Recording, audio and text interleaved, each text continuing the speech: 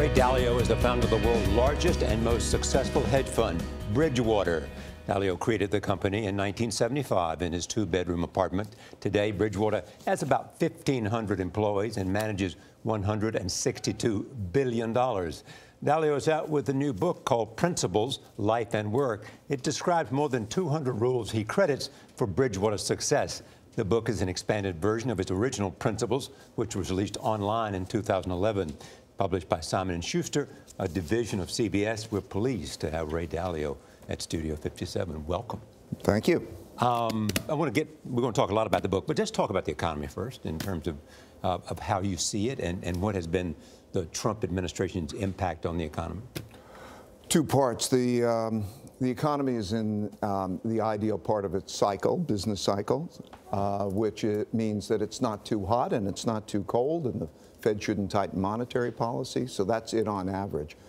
On the other hand, it has a lot of debt and obligations, pension obligations, healthcare obligations when demographics play a role. That's going to gradually squeeze things. And the most important thing is to not talk about the economy, but to realize that there are two different economies.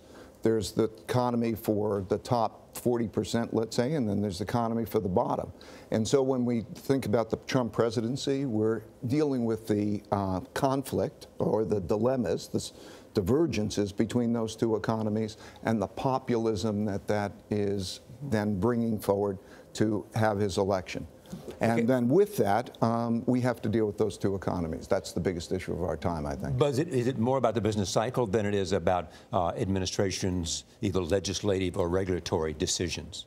The legislative decisions are, and the regulatory decisions are matters to change, create that divergence. In other words, that population that is the bottom 60% has not had economic growth. They're the majority. They have not had economic growth. They have a rising death rate from opiates and heroin, suicides. They have their own particular challenges. And this economy is now, in one way or another, about dealing with those two different economies, and also technology, as technology is entering into this so that it's replacing jobs. In other words, productivity is also replacing jobs and creating two different economies.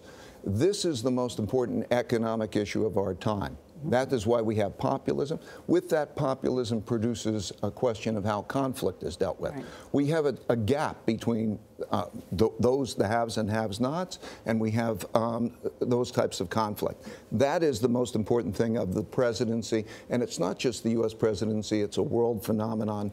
You'll talk about it later in Europe. Just to put a finer point on that, too, because the wealth gap is the largest in this country since the 1920s. That's exactly right. That conflict. The period right now is very similar to 1937. If you go back in 1937, 1929-32, like 2008, we had a debt problem.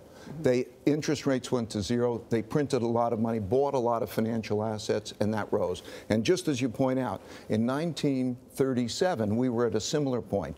In that 1937, we had a wealth gap, large wealth gap, and we also had a Federal Reserve that began to tighten monetary policy. Right. So, Ray, can we please talk about Principles? The book. I'm sitting. Have you heard of this book, Principles?